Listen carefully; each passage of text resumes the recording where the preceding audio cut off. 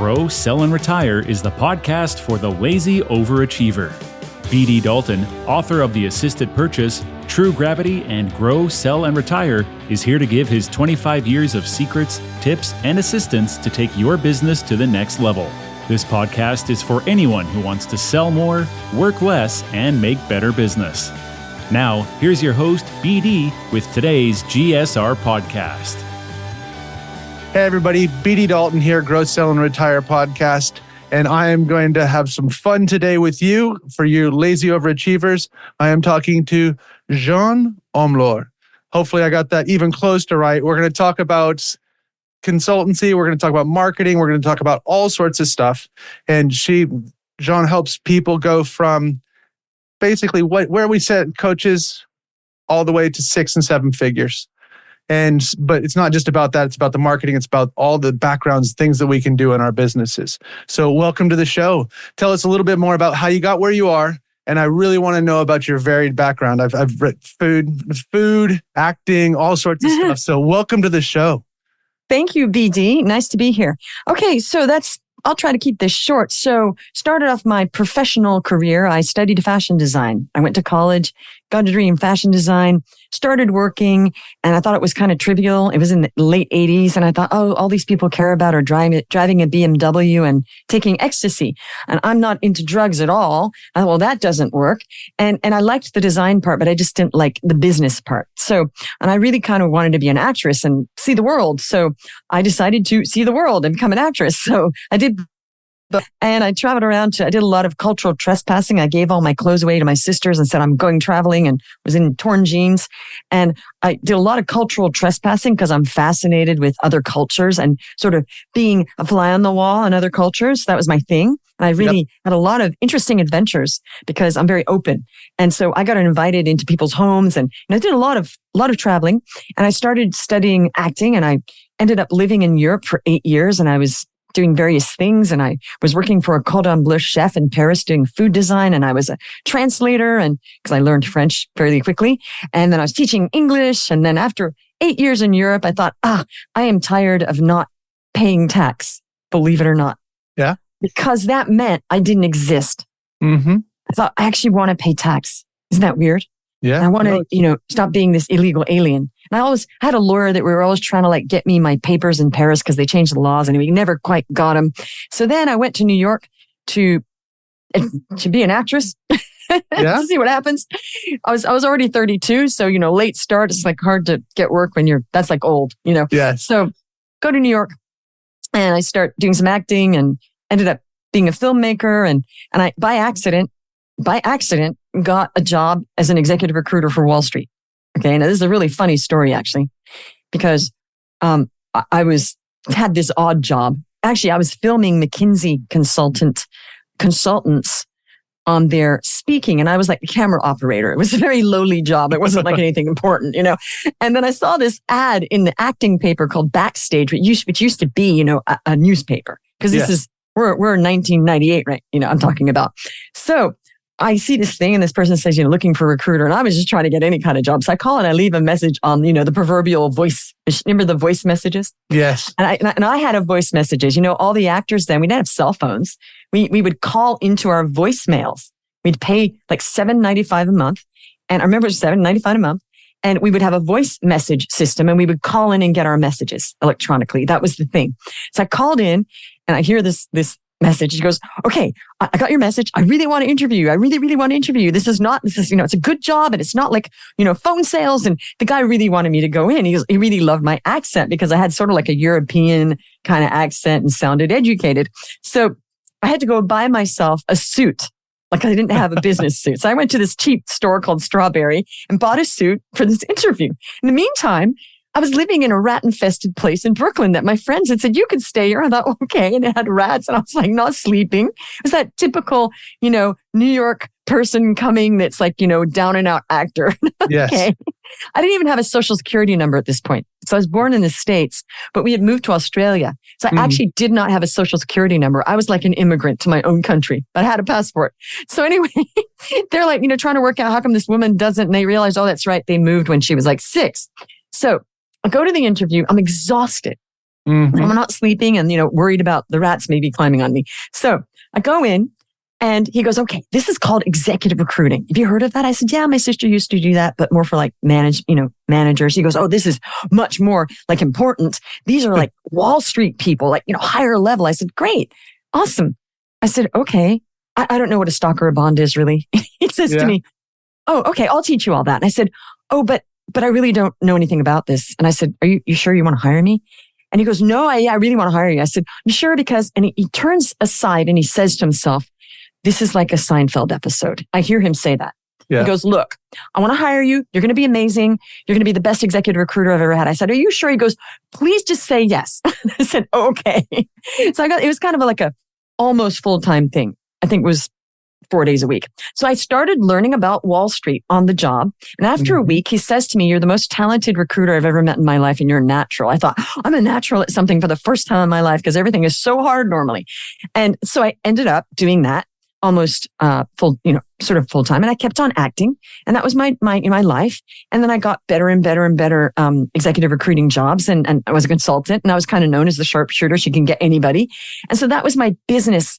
That was my sort of entry into business, is interviewing. Like, I would recruit top investment bankers, and one person asked me it was when I didn't know anything. He goes, do you know what you're talking about? I said, no, I don't.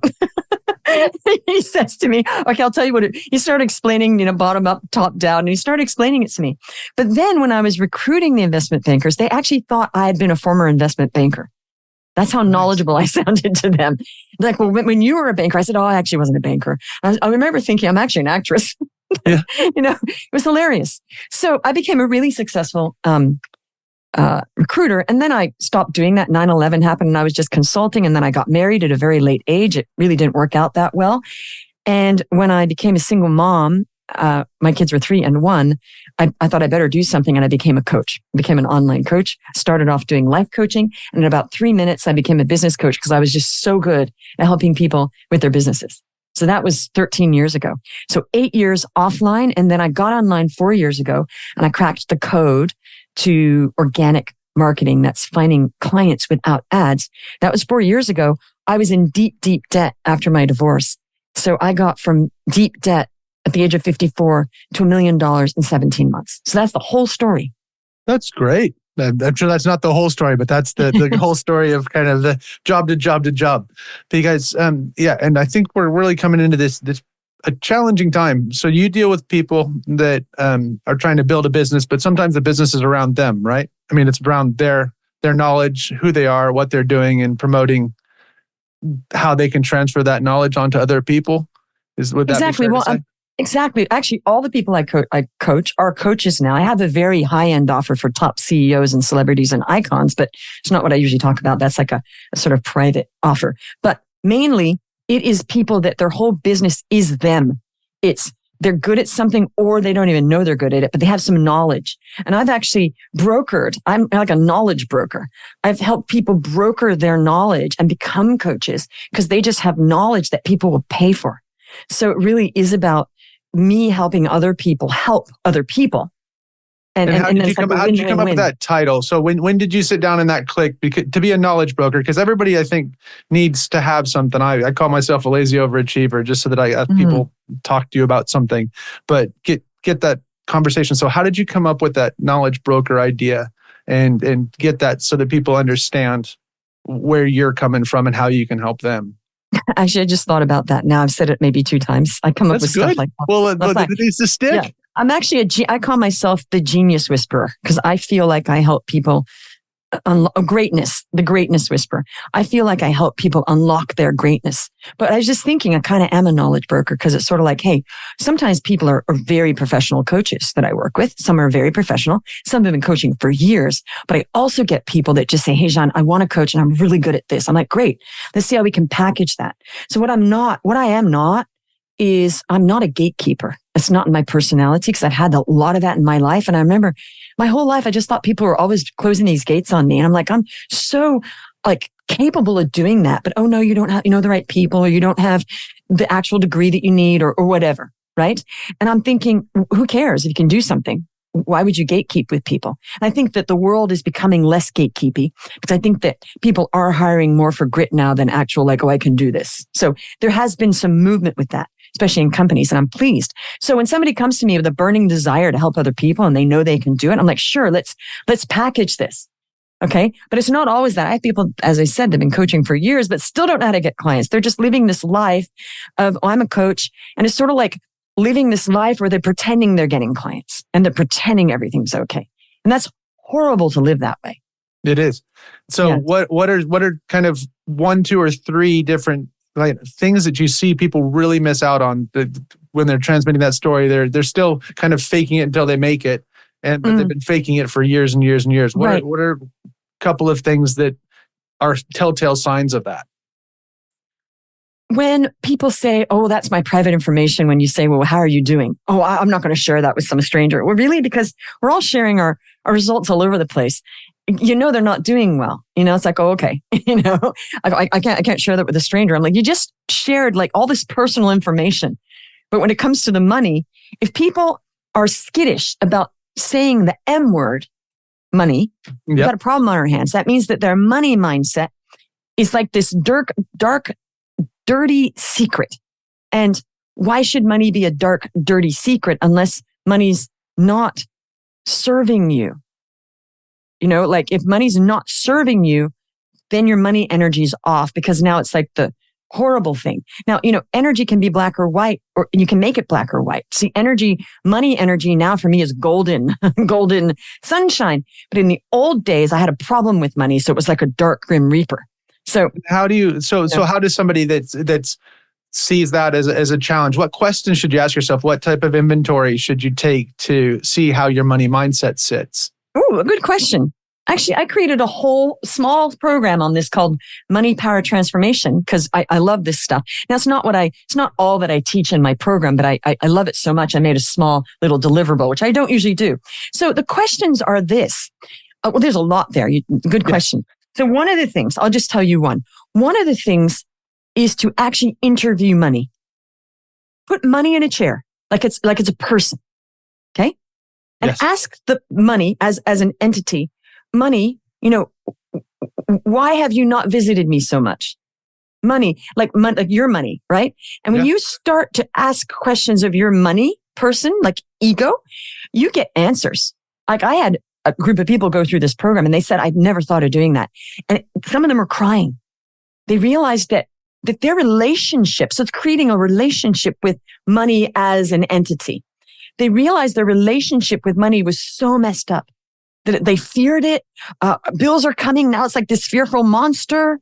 And then they'll make some money, but they can't quite believe it. Or, it's this thing that money is energy. It really is. That's not woo-woo. Because money buys stuff, especially now with the fiat currency and Bitcoin, it is energy, right? Yeah. But really, right? So that you can buy stuff with money that's going to feed you.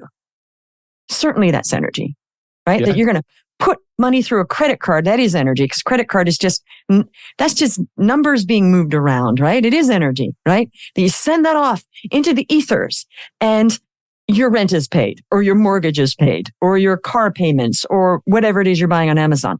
And when people understand money truly is energy, you shouldn't be afraid of it. It's not a god, So that's one of the things. And the other thing is, when people hide, when they're hiding from other people, because I've been through this, and I wasn't doing well. I didn't want to talk to people. Mm-hmm. People are like, I haven't heard from you in a long while. I'm like, why would you? Nothing good to say about my life right now or my business. You're sort of like having conversations. You want to be upbeat when you talk to your friends, right? So I would be that person. I would just retreat and not want to talk to people because if I'm not going to be completely positive, I don't want to be negative, right? Or like, how are you doing? Oh, it's okay. So human beings generally want to reach out to people when things are great, and yeah, sure, let's talk because everything's amazing. Not that you want to brag, but because your energy is like, yeah, of course I want to talk to you, right? It's not about bragging. So did that answer your question? Yeah, no, it's Okay, great cool. things. I think that interviewing things, I always love people to take away something. And it's that one thing of interviewing yourself, personifying money and having that interview with your money beast is also, it's really important to just get clear on what we want. Nobody in our life actually really says to us, what do you want? Like kids don't ask that. Spouses often don't ask, what do you really want? It's like you're kind of like getting through life, going through stuff, but nobody says, you know what? What do you want? Now, I would say that to my clients. Sometimes they also would cry. They said, nobody asked me that.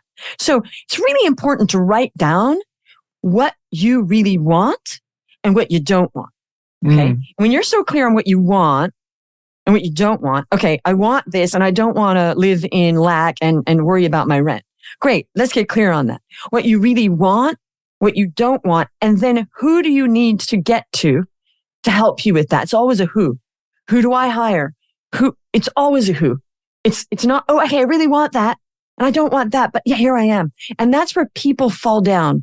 It's I really want this, but then they don't do what it takes to get what they say they want. And that's hurting them because your psyche's like, oh, you really want that? Great. Oh, but you're not willing to do that. Okay. Well, how much do you want it? Do you really want it? Then it's like blah, blah, blah, blah, blah. Right? You know what I mean? Blah, blah, blah, blah, blah. Yes. And so then you're in this weird space of, I really want that. Okay. So you're attached to it, but you're not willing to do what it takes. So this weird between space of wanting stuff stuck in the middle and it's stagnant, but you're not going to get it and you're not going to let go. Now, if you really want something and you get clear, what will I do to get that? Be clear. Am I willing to get that? If not, let it go. Yep. Just let it go. It's better than that middle between space of kicking yourself because you really want something, but you're not willing to do what it takes. So then you just live in lack and regret, right? It makes it very difficult. Cut the cord. You either want it, you're going to do whatever it takes, if it's legal, moral, and ethical. Yes. Okay. Or say, you know what? I really want that, but I'm not willing to do what it takes. So I'm going to let it go. Then you're clear. Then you have peace of mind. People are shocked when I say that. They're shocked because that middle ground, you don't want to be in that middle ground. That kills you. Maybe suck. It's hell yes or hell no is kind of the way forward for energy, positive energy, or getting rid of negative energy. But overall, so when you look at that and you're talking to people about going from normal to their dream, their 6-7 figures, things like that, where did that sit on messaging, marketing, things like that? So what are some things that people can start to think about elevating themselves and moving themselves towards wanting to work with somebody like you and not feeling, because we get people that say, you know what, I'm too heavy right now. I'm not going to go to the gym until I get lighter. And then they never go to the gym. So how do people feel like they're on a trajectory to then engage with somebody of your status? Well, usually people are activated by what I'm saying and they're like, wow, I love what you're saying. That's what I need. And they're like, I need that. But I agree with you. Like some people say to me, I really, really want to work with you. I got to get some clients before I work with you. I'm like, but you don't know how to get clients. So basically people do, and human beings do this. They will create a conundrum where it's impossible to do what they say they want to do. Right. So they build in an impossible, it's like a 2-year-old. It's 2-year-old thinking. You know that with 2-year-olds, the impossible requests, you know, those impossible requests of 2-year-olds where they're asking you something you cannot possibly give them. Like, I'll give you an example. This is a good example. I used to say the impossible 2-year-old request when my kids were 2. Like the 2-year-old will look at a bunch of grapes and say, Mama, I want that grape. And the mom's like, which one? That one. Which one? They start bawling and crying. That one. But the 2-year-old can't say, I want that grape. They just keep pointing to the big, 200 grapes. And the mom, and this actually happened in front of my eyes with my friend's 2-year-old. And we were cracking up because that's the impossible 2-year-old request. I want the grape. Really, which one? Oh, just the grape. Bawling, screaming, hissy fit with the universe, which is what people do. Business people do this. Hissy fit with the universe. I want this. Be specific. Which grape? This one, sweetie? Go point to it. But 2-year-olds can't do that. They just cry and scream and have fits. I want that grape, not that one. Because they can't do it. So what I say to, business people, stop being a 2-year-old with impossible 2-year-old requests. Stop it. Okay. So this is the deal. When somebody says to me, I really want to work with you, but I got to go get clients to work with you, but they don't know how to get clients. How are they ever going to work with me? So they know somewhere that they've just created a formula, which is impossible. Okay. So when you hear it makes it easier not to engage you. It makes it easier not to have any hard questions. Exactly. And so I say to them, but how are you going to get clients when the reason you came to me is because you don't know how to get clients? We got chicken and egg going here. Oh yeah, that's right. So most people can be fearless about all sorts of stuff, climbing mountains, risking their lives, bungee jumping, you name it. Okay. But when it comes to spending money, that spending money makes them feel like they would die. And people have told me this. I've had commandos who were like high-end, army people tell me, I would risk my life, but when it comes to spending money on stuff, I'm terrified. It's crazy, right? Yes. Nuts. They've admitted that. And so they've gotten over it to work with me because they realized how ridiculous it was. Yeah, it is. It's crazy. It's because it's a renewable resource if you work at it right. So it's very good. So you're helping people. You've seen these throughout the years now. You've done it for yourself. So what are maybe one or two marketing tips that you can start to get people to think about, or to even review, even on their LinkedIn page or on their website, that they should be thinking about getting it right? Okay, so this is the thing. If you're doing a bunch of stuff, that's not what I call highest impact action. Now, the highest impact action is this. Every single business, the main thing is to bring in revenues and profits to your business. That's it, hands down. People forget that. They're doing all sorts of stuff.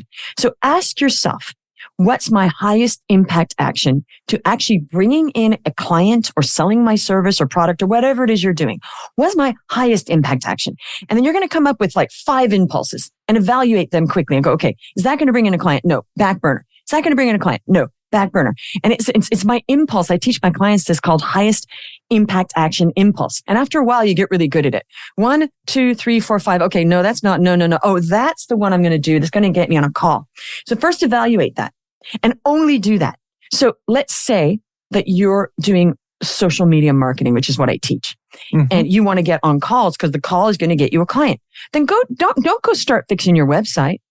Don't go start fixing your branding and changing the colors. Don't go start talking to people about other services you might need sometime. Stop it and say, wait a minute, what's going to bring that cash in the door is getting a client or selling something, right? Go out and do that activity that is right there. That's like direct result. I'm going to talk to that person. They might book a call and I might get a client. Focus on that. Just only focus on activities that bring in money into your business. All the other stuff is noise. Sure, we go update my website every now and then, but we only do that and everything else is taken care of. I'm very strict about that. We don't do stuff in my business unless our lead gen and everything and all sorted out. Great, we've got a bit of time. Let's go fix that. Sure. But we never do stuff for the sake of doing it in my business. If it's not going to push us forward, I have a small team now, very small team. It's not going to push us forward. We don't do it. What about doing that? Well, do we really need that to get clients? I did get branding photos 2 years ago. People were shocked because I was like, okay, I'm going to take a whole day and I needed them. But to me, it was like, okay, now it's important enough that I'm going to spend a day of my life not working to spend a whole day doing a photo shoot. It's boring for me. I was an actress. I hate doing photo shoots. And I really do need them now to push the narrative forward. People were like, oh, hallelujah, finally. I was like, I was already making millions of dollars, so I didn't really need them, but I kind of wanted them, right? So I would say, for instance, don't go get a photo shoot if that's not going to directly bring in clients and you need clients. Don't go do the photo shoot right now. Wait till it's a luxury. It's like, okay, I'll go do that. So how you do this? The number one way of getting clients is getting into a conversation with people. Now that could mean, I call it the different boxes. Yes. That can mean at a networking event, if that's how you do your business. That can mean a box would be sending emails to your clients. Okay. That can mean talking to people on social media in Messenger, whether it's LinkedIn, Instagram, Facebook, you name it. Also, an actual sales call. It's a conversation. And I've analyzed all that gets you clients is a conversation of sorts somewhere. And the funniest thing is, and you hit on that. And if we go back to our references back to the 90s when you were dealing with financial advisors, the funniest thing is everybody has their phone on them now. And I see less people talking on the phone, making sales calls, directly phone to phone than I've ever seen in my whole life. And our phones are right there in our pockets all the time. You see, I can call you right now, if you weren't on the podcast here, and call you and I can have a sales call, but I have nobody that makes sales calls anymore that's not calling from a call center. I don't have anybody really that funny. makes it's crazy. No, the thing is with coaches, you really, certain people sell their offer through click and buy, smaller offers, but a high ticket offer, you most of the time, I know some people on Instagram, they click and buy high ticket. It's rare. It does happen, but you really need to be good at selling. And a lot of business people don't want to get good at selling. They just want to hire people. And I'm like, well, wait a minute. You got to deeply understand what you're doing, because if you're shifting stuff off, it's also fear. It's fear of digging in, and people go, I just want to hire that person. Really? But have you learned it yourself? And I think when we're not digging in to what we're doing and deeply understanding it, it's just fear. Like, let's shift that off. Let's hope that they're going to do it for me and hope this. And that's when you lose control of running your business, is when everything is just like immediately tried to be shifted off and magic wand thinking happens, right? Of course, when you're scaling, you're going to have to bring people in. That's because you're scaling, not because you're desperately wanting sales. Very different scenario. So if, and I don't like to date things, but if you're coming into the last month of the quarter, the last month of the year, the last month of whatever, if I was to ask you, what's one thing that you're going to go back and do and have your team do that's your high ticket item, your high impact, what are you doing before the end of the year? Oh, highest impact action? Yeah, your highest impact action for you. What's your thing that somebody can apply to themselves? Because I think this can apply to any business owner too. It's not just coaches or people just trying to sell mental services. This is people that are selling lifts. These are people that are selling shoes. 100%. Yes. So the point is, you've got to go in. We were now the 7th. I will say it's 7th December right now. You've got to go in and say, I'm going to finish this year as strongly as possible. So you're not, again, blah, blah, blah through the, people just sort of write off December. I never understood that. December is one of my highest months. So I make December like, okay, December is going to finish great, because that's my intention. And also I really sweeten the deal for December. I have like a December deal that people get like the rest of December as extra time in the program. And I give them like an extra guarantee, and they're like, oh yeah, I'm in. So, and it really pumps people up for the new year, which is what I want to do. The last part of the year, like I'm Catholic, is Advent. That's preparing for the 1st of January, right? Yeah. So it's kind of like my Advent special. I don't call it that because, a lot of people don't know what that means, but it's the end of the year. Let's just get this sorted out, get you positioned for the new year now, make it so compelling that they're just like, yes, of course I want that. You just guaranteed all of that and there's zero risk, Jeanne Olmor, I'm in. So I would say sweeten your deals and don't be cheap. Obviously look at your profits, but sweeten as much as you can, give guarantees, and, don't have an attitude like everybody else, because I don't have that attitude that, it's the end of the year, so we're just going to finish strong and make it really like you are committing to that. And you're going to ignore all that stuff out there, because remember that more millionaires were minted during the Depression than any other era. Okay. So you want to listen to that, or all the, oh my gosh, it's so hard. It was hard, but for a lot of them, it wasn't. So which side do you want to be on? Positive or the negative? That's it. It's going to make it strong, or you're going to go, oh my gosh, there's so many problems in the world. People have no money, blah, blah, blah. People can say that at any time in history. So we have to stop accepting the status quo and stop accepting mediocrity. I don't accept me. I never in my life said, oh, everybody's doing badly, so will I. Oh, well, I'll do well because I know I will, no matter what, because I keep going. That's amazing. So where can we find out more about you, and where can people learn more and get more of your energy? Fantastic. Okay. So you're going to have in the show notes my reviews page from my website. Also, we will give you social media. So my name is Jeanne Olmor on Instagram, Jeanne Olmor LinkedIn, Jeanne Olmor Facebook. I make it really easy for people to find me. Just reach out. That's very good. Okay. So, and this is the rewind moment. So if somebody only listens to the last minute of the episode, and we want to get them to rewind to say, hey, I want to hear everything that she said. What's your one top tip, your red button moment, your let me leave you and make you rewind? Okay. It is, you are worthy and ready right now. There's no waiting. There's no velvet rope. There's no cool people going into that nightclub and you're not allowed. That's imaginary. We're creating all these imaginary ropes and blocks and everything. Just unleash all that. There is no velvet rope. You created that in your mind. You're worthy and ready right now. I don't care how bad you're feeling today. All of us feel bad at some point. When you keep going, you will make it because you keep going. It's just a fact. It's only when you stop that you won't make it. So just keep going. understand you're worthy and ready right now.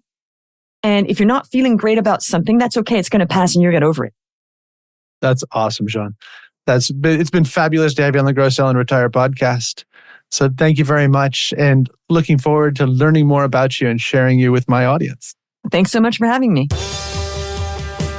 Thanks for joining us on Grow, Sell, and Retire. For more information, tools, or to book one of our team members to work with your team, business, or to speak at your event or conference, visit rockfind.co.uk. If you like the podcast, you'll love one of BD's 3 books: The Assisted Purchase, True Gravity, and the book the podcast is based on, Grow, Sell, and Retire.